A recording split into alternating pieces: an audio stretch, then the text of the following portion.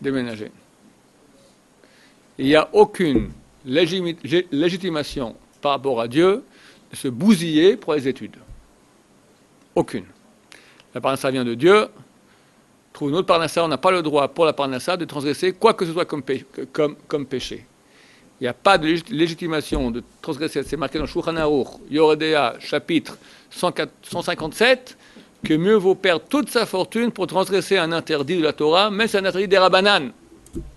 Quelqu'un voit sa maison brûlée, Shabbat, et son voisin, M. Dupont, c'est le chef des pompiers. Et il n'est pas assuré, le juif, qui voit sa maison brûlée. Et il est juste en culotte. Et toute sa fortune, elle est dans le bâtiment qui est en train de brûler. Vous pouvez vite aller taper chez le pompier, au feu. Est-ce que vous pouvez éteindre la maison? Interdit. Et il va tout perdre. Chazal ont interdit Shabbat de dire à un goy de faire une melacha, de peur qu'on ne va pas prendre Shabbat au sérieux. Ça va, je suis très sérieux moi dans Shabbat. C'est ma maison qui brûle, j'ai plus rien, je ne suis pas assuré, j'ai que mon slip. Quand il joue Hanaour, on ouvre, désolé mon vieux. On peut dire au goy, on peut dire au feu. S'il comprend tout seul et il va, ça va. On peut même lui dire, celui qui éteint ne perdra pas. Ça on peut dire. Mais dire va éteindre, on ne peut pas. Ça c'est l'issour des Rabbanan. À plus forte raison, l'issour de Horaïta et de la Torah. Regardez des filles avec tout ce que ça amène dans notre tête, d'accord, tout ce que ça bousille la personne, qui est autorisé, déménage. Ah, mais c'est pas mieux ici à la fac, change de métier.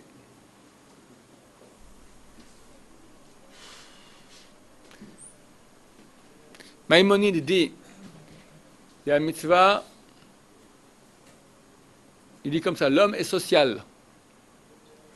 Dans cette mesure, il est influencé par son environnement. Donc il y a une mitzvah, ou botidbak, de se coller à Dieu, on ne peut pas se coller à Dieu, donc se coller aux chachamim, aux sages. De ne pas fréquenter les rechaïm, les impies, les mécréants, et au contraire, se brancher aux sages et aux tzadikim. Il écrit ici, il n'y a pas de tzadikim dans son pays, il n'y a que des rechaïm, il dit qu'il déménage. Et s'il ne peut pas, parce que techniquement il y a des guerres, des choses qui empêchent, on ne peut pas passer de pays à pays, la frontière est fermée, qu'il reste chez lui à la maison, qu'il ne sorte pas. Et si ces rechaïm lui disent allez viens, il l'embête jusqu'au point où il cède, qu'il aille habiter dans le désert, dans les grottes. C'est pas du moussard, c'est halakha. Halakha. Maïmonide, c'est pas un rigolo. C'est un homme, un grand philosophe, un grand médecin, un grand rab. Ça, je te dis, tu vas dans les grottes. Pourquoi? Parce qu'on est influencé, on fait des péchés. Et le péché, il a un impact dans l'infini. Qu'est-ce qui peut maintenant légitimer que je me bousille? Pourquoi? On peut travailler sur Internet aujourd'hui, avoir Internet qui est protégé, tu fais du business, tu vois aucune fille. Il y a le métier de scribe, écrire de filine, c'est faire Torah, c'est aux heures que tu veux, chez toi à la maison, c'est super dans la Kedusha. Il y a l'enseignement de la Torah, il y a, qu'est-ce que j'en sais moi, vérification de chatnaise, shochet, tu vois que des vaches femelles. Limité.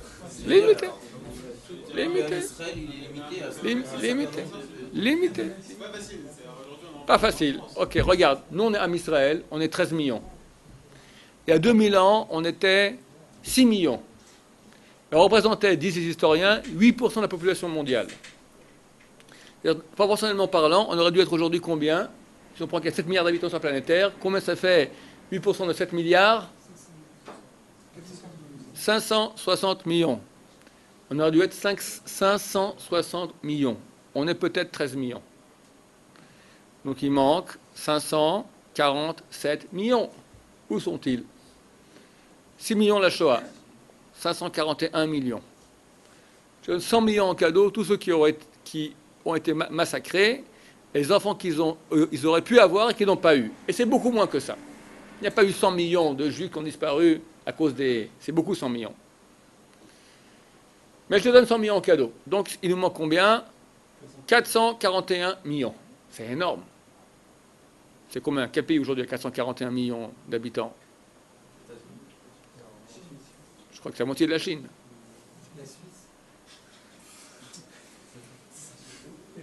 D'accord? C'est énorme. C'est énorme. On n'est que 13 millions. Pourquoi? Parce que le peuple d'Israël a vécu très difficilement en exil. Il y a eu des épreuves. Et beaucoup de Juifs n'ont pas tenu le coup. Ils sont partis en cacahuète. Ils ont quitté la Torah. Ou d'un coup, difficilement. C'est dur d'être juif lorsqu'il y a la Russie stalinienne. Tu manges la matzah, tu étudies un verset, tu vas 20 ou 30 ans en Sibérie pour une mort de faim et de froid. Et néanmoins, des juifs ont mangé la matzah et ont étudié la Torah. Sous le régime nazi, c'est encore plus dur. Et il y en a qui l'ont fait. Alors, Haïkin, l'officier nazi le frappait, il récitait des Mishnayot par cœur. Sous l'Inquisition, sous les Cosaques, sous les croisades, expulsion d'Angleterre, 1291, expulsion d'Espagne, d'abord de France, en 1391, expulsion d'Espagne, 1491, toujours un siècle plus tard, 15 expulsions forcées entre l'an 1000 et l'an 1500. Si toi et moi on est juifs aujourd'hui, si on a réussi à être dans le peloton de tête des 13 millions, et encore dans la top, parce que dans les 13 millions, il y en a facilement 8 millions qui sont, ça va, ils sont en voie d'assimilation, on n'est pas beaucoup. Si tu as réussi à être dans le peloton de tête, on va dire 4 millions sur les 440, sur 560, ça fait 1, aidez-moi, 4, ça fait 1, tu es dans le 0,6%. 0,6%. Quand je dis 4 millions de juifs, je suis très gentil, parce que être dans la Torah, c'est encore moins. C'est grâce à quoi? Grâce au fait que lorsque tu avais des très bonnes raisons dans les contingences physiques de ton temps, qui disaient je ne peux pas continuer à être juif dans ces conditions. Et tu avais Dieu qui disait mon vieux, je te demande ça quand même. Et bien nos parents ont choisi Dieu. Il y a une bonne femme qui s'appelle Bitya Berg.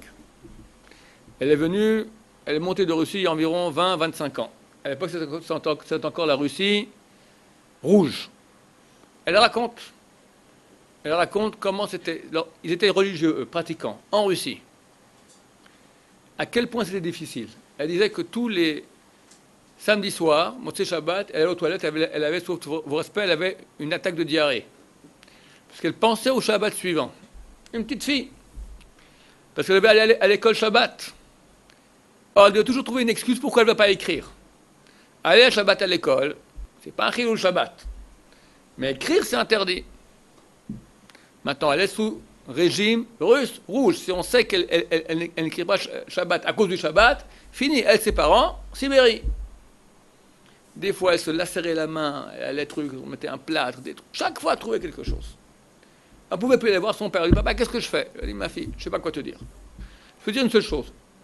Ton âme à toi et mon âme à moi, les deux on était au mont Sinaï. Et là-bas on a entendu le 4e du commandement, respecte, observe le jour du Shabbat. Ça veut dire ce que je te dis maintenant. Nous, on était au mont Sinaï. Et Dieu nous a dit, tu ne regarderas pas de filles. Je dis, mais Dieu, je ne comprends pas. On a juré, Mouchba ve'omed, tout le monde a fait la sougia ici. On est Mouchba ve'omed. Au mont Sinaï, qu'on ne regardera pas des filles. Avant de venir sur terre, on a juré à Dieu, en voyant qu'on va naître à Paris, je jure que je serai tzaddik. Débrouille-toi. Qu'est-ce qui peut légitimer de continuer? Quoi? L'argent? Tu me dis pas facile. Je suis d'accord. Juif, c'est pas facile. Quand tu es né, tu as signé un papier, ça sera pas facile. C'est pour ça qu'on est juif, c'est pour ça qu'on a le droit au Olam Haba, pour ça qu'on est le peuple différent des autres. Les goyim disent c'est injuste, pourquoi vous? Allez, vis 4000 ans comme nous on a vécu, après viens me voir. Au contraire, tous les goyim, je leur dis, vous pouvez vous convertir, clic-clac, 2, 3, 4 ans, allez. Et tu bénéficies de 4000 ans d'histoire, de souffrance que nous on a vécu. C'est quoi ce cadeau qu'on te fait? C'est injuste. Ok, Dieu est bon, on te le donne. Mais dis pas que... Au contraire, c'est à l'envers, c'est vous qui êtes plus bénéficiaires que nous. Nous, on a 4000 ans, on a trimé. Pour faire cette Torah dans toutes les conditions. Regarde, moi je te dis pas au niveau pratique, au niveau ce que dit la Torah. Maintenant, nous, on doit faire en sorte que notre pratique devienne la théorie de la Torah. La Torah, elle dit, fais ma Torah. Maintenant, il y a des solutions. Je ne sais pas quoi te dire, je ne sais pas. Mais je sais qu'aucune raison au monde peut dire, je sais que je vais faire un péché, et néanmoins je le fais. Oui, pikuach nefesh. Pikuach nefesh. Et encore, c'est pas clair. C'est pas clair. La halakha n'est pas comme ça, mais le Shulchan Aruch, il écrit le Beth Yosef, il dit, un médecin dont la femme est malade, sa femme, et elle est nida, elle est interdite, est-ce qu'il peut lui prendre le pouls? S'il ne prend pas le pouls, pas malade, elle est en pikuach nefesh. Si elle est malade, c'est clair qu'il ne peut pas. Mais pikuach nefesh, s'il ne prend pas le pouls, elle meurt. Il y a un risque qu'elle meure. Est-ce qu'il peut prendre le pouls de sa femme, oui ou non? Le Beth Yosef, il dit, le Shulchan Aruch, il dit, tsarich iyun. Il faut réfléchir. La halakha n'est pas comme ça. La halakha n'est pas comme ça, on autorise. Mais tu comprends que ça va très très loin. Pourquoi justement à ce point-là, ça va aussi loin? C'est impossible. Encore une fois, c'est le principe nicotine. Le Gaon de Vilna, il dit clairement, plus quelqu'un se sanctifie, quand on parle de sainteté, c'est toujours au niveau féminin, en gros, plus il devient sensible. Plus quelqu'un a les poumons propres, plus il devient sensible à la cigarette. Donc quand il va maintenant demander à la vendeuse de l'épicerie qui n'a pas 80 ans, qui a 20 ans, mais elle est de Sanois, mais elle a 20 ans, d'accord? Et qui sait qu'il ne doit pas la regarder, il se met en situation où il devient extrêmement sensible. C'est comme ça. Si il est habitué à voir des femmes toute la journée, et il vient ici à l'épicerie du coin demander où est le pain, il ne va pas regarder la vendeuse qui est de Sanoua, Beth Yaakov, de 20 ans. Il ne va pas la regarder. C'est complètement pas dans son d'accord. Parce qu'il est, lui, il fume des gauloises. Pas prendre une ramotte.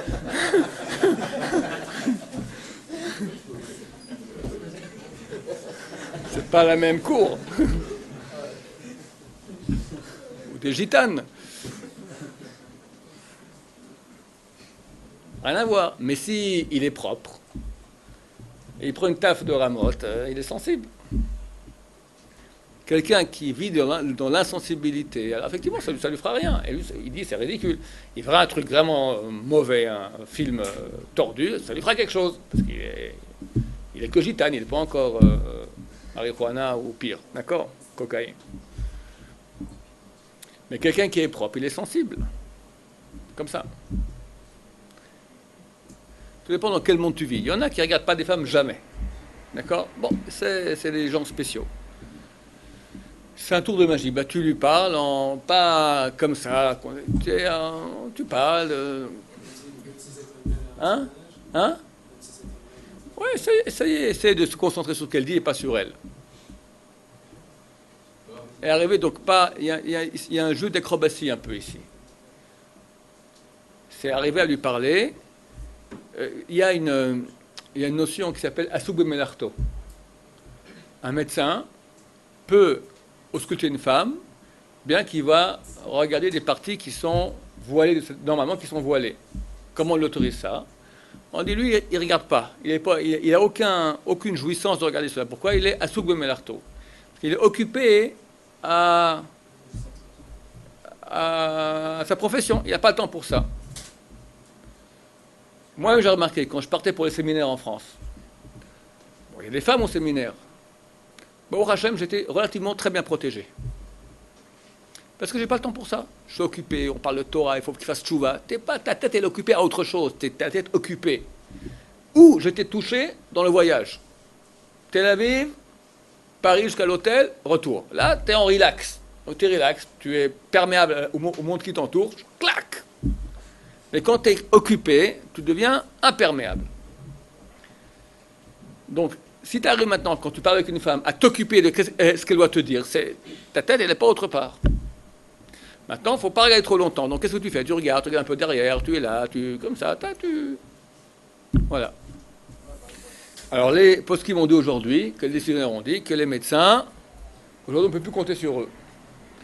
Les médecins sont, dans leur hyper grande majorité, débauchés. Il est bien connu qu'à l'internat, tu es en médecine, toi? Bon, alors, je ne sais pas si à l'époque, mais aujourd'hui, à l'internat, c'est Sodome et Gomorrhe. Sodome et Gomorrhe. C'est clair, c'est connu. Donc un type qui est Sodome et Gomorrhe, une femme juive va se faire ausculter par lui. Elle est en danger. Les rabbinim disent qu'il faut qu'il y ait un homme à côté, son mari. Parce qu'il y a des pièges. Il y a une autorisation, d'après la loi stricte, un maître nageur. D'accord? Il y a la piscine, des femmes, l'ordre des femmes juives, des femmes orthodoxes de venir, et c'est lui qui est le maître nageur. Et il peut regarder des femmes maintenant en maillot de bain. Pourquoi? Parce qu'il n'y a pas les femmes lui occupées de voir s'il n'y a pas quelqu'un qui est en train de se noyer. Et pour ce qu'ils me disent, mon œil. D'accord? T'as vu la tête du maître nageur? Il se balade comme ça devant le machin. Et il y a eu des cas. Combien de bonnes femmes sont tombées dans le panneau du maître nageur? Donc ça aussi, c'est un problème. On est allé en Tsniout. Donc le truc de Asouk Memelarto, c'est au niveau théorique. Pratiquement, est-ce que tu es vraiment Asouk? Quelqu'un il est dans ses affaires et il ne voit pas. Il ne voit pas. Ok. Mais aujourd'hui, dans les affaires, c'est comme ça que ça fonctionne. Il y a des gens qui m'ont dit que les femmes, quand elles veulent, des fois, elles doivent aller prendre des commerciales, elles doivent avoir un contrat. Ben, elles profitent du fait qu'elles soient femmes. C'est un argument qui parle. Alors, tu vis dans ce monde-là, mais c'est... Aujourd'hui, le monde est Sodome et Gomorrhe. Pourquoi vivre là-bas? Pourquoi vivre là-bas? Lot, qui a quitté Abraham pour aller à Sodome et Gomorrhe, il était appelé Racha. Alors, je ne sais pas si c'est votre cas, vous n'avez pas quitté Abraham pour venir, mais on vous dit, venez, viens, il y a Abraham qui est là-bas un peu plus loin. Oui, dégage, pars. Un de ces jours, ben, ça va être Sodome et Gomorrhe, la fin, d'accord? Patatras. C'est clair. Dieu ne peut pas laisser longtemps encore le monde comme il est, en pleine... c'est certain qu'il y a un truc qui se prépare, ça va être un nettoyage terrible. En Thaïlande, les tsunamis qui sont ramassés. C'est quoi la Thaïlande? Tout le monde sait ce qu'il y a en Thaïlande. Les prostituées à dessous. Ben voilà, 300 000 morts. Le Tsara, il est grand. Je me demandais dernièrement, j'étais à un mariage. Un mariage... Bon, la personne là, elle n'est pas là. Bon. Un mariage UP, français. UP, 16e arrondissement. Et il y avait toute une clique de rabbins, tous les rabbins. Voilà. Bon, c'était séparé, hommes et femmes. Mais après la choupa, c'était tout mélangé, hommes et femmes. Rav Cohen Arazi et moi monté là-bas, on s'est réfugiés à un endroit comme ça. Et il y a un monsieur qui vient, il y a un monsieur très très très riche, mais qui est un peu religieux comme ça. Pas trop, mais un peu. Il me dit, on parle un peu justement de monde orthodoxe. Je dis, mais je ne comprends pas pourquoi. Pourquoi est-ce que on doit être séparés? Moi, une fois, j'ai acheté à ma femme une robe, 8 plaques. C'est-à-dire 8 plaques, un gros machin. Pour un mariage. Et j'ai pas pu voir ma femme avec cette robe. On était séparés. Je ne comprends pas. Regardez ici. Est-ce que vous trouvez que c'est normal maintenant? Si vous acceptez ici que tout le monde est ensemble, pourquoi doit être séparé après dans la salle? Les rabbins, ils sont là et on est tous comme ça. Je lui dis, c'est interdit ce qui se passe là. Et je lui ai expliqué. J'ai pris entre nous. Combien d'hommes vous connaissez, de maris qui n'ont jamais trompé leur femme? Ni tout de suite, aucun. J'étais épaté. Il a dit devant ses copains, il a dit ça.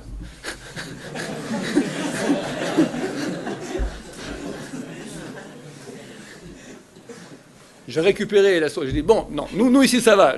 Tu parles aucun par nous, histoire de... Mais c'était direct. Le monde, il est tordu. Tordu de tordu. Tordu de tordu. Presque tous les jours, j'ai des histoires pareilles qui me tombent sur le nez. Une bonne femme m'appelle hier, me dit, voilà, je suis froum, j'ai fait les séminaires, je travaille, et mon directeur et moi, nous sommes amoureux. Je lui ai demandé, il y a eu relation? Elle m'a dit, non, pas encore. Mais elle m'appelle, elle dit, à l'aide, au secours. Ouais, c'est très bien. Je dis, vous quittez le travail tout de suite, il n'y a pas de solution. C'est aucune chance, ça ne peut pas tenir. Parce que lui a des remords parce qu'il est marié, il est embêté, vous aussi, mais il y a un Yetzirah toute la journée avec. On tombe dans le panneau, c'est impossible. Mais c'est du quotidien, quotidien. Comment tu peux habiter dans un pays où il n'y a que ça? C'est certain que ça sointe par les murs, ça rentre quelque part. Dégage. Tu peux pas. Alors, comme Maïmonide il a dit, voilà, quelqu'un a parlé hier, enfin pas hier, la semaine passée, le Rav Rosenberg à Paris. Tu vas le voir, il a dans sa maison, je ne sais pas, peut-être 3000 livres, 10 000 livres. Sa maison est tapissée de livres. Il a dit oui. Enfin, le Rav, comment, j'habite à Paris. Comment je peux survivre? Je me mets un rempart, une muraille. Voilà. Si tu es dans la Kedusha sans cesse, tout ça, tu as la capacité de te revigorer en Kedusha, alors tu as une chance de survie. Je ne dis pas que c'est fichu, mais c'est très dangereux. Maintenant, Israël, c'est aussi très dangereux. Tout dépend où. Tel Aviv, on sait ce que c'est. Jérusalem aussi un peu plus loin, c'est un autre monde. Je ne sais pas quoi te dire. Je te dis, il y a un grand danger, très grand danger. Ce Yetzirah, il est terrible. Bilham, je racontais ça souvent, je vous le répète, Bilham, qui était un prophète aussi haut que Moshe Rabbeinu. Aussi haut que Moshe Rabbeinu. Lo kam navi Israël que Moshe Od. Ne s'est pas levé un prophète dans Israël aussi grand que Moshe. Chazal disent, dans Israël, c'est pas levé, mais dans les peuples de la terre, c'est levé Bilham. Donc il a un calibre énorme. Il vient maudire Am Israël. Et il ne réussit pas. Et Dieu a fait un miracle, et on est censé s'en rappeler tous les jours. C'est une des 10 choses qu'on va se rappeler tous les jours, des miracles que Dieu a fait. Bachitim, c'était l'endroit où ça s'est passé, qu'à la place de la malédiction, il y a eu une bénédiction. On est des miraculés. Bon, Bilham voit qu'il ne réussit pas. Ça veut dire qu'on est invincible. Il dit à Balak, le roi qui a loué ses services, il y a le système D. Il y a le joker. Quoi? Les filles. Amen. Les filles tombées, les Midianiotes, ça marchera. Et des dizaines de milliers de bonnes femmes, elles viennent voir les Juifs. Et ils tombent dans le panneau. La génération de Moshe Rabbeinu tombe dans le panneau. Alors nous, qu'est-ce qu'on va faire? On peut résister à ça? 24 000 morts. Et si Pinchas n'est pas venu, aurait tué Cosby, il y aurait eu combien? Tout un Israël serait parti à ce shalom. 24 000 morts. Alors comment on fait nous pour tenir? On tient, ça va. Mais combien de gens tombent dans le panneau? Des bons juifs. Des bons juifs. Rav Brandt, il a dit à Rav Bitton, il y a quelques années, Rav Bitton comprenait qu'ici un juif à Paris, qui faisait 3 prières par jour, il mange kasher, fait Shabbat, il ne trompe pas sa femme, c'est un tzaddik.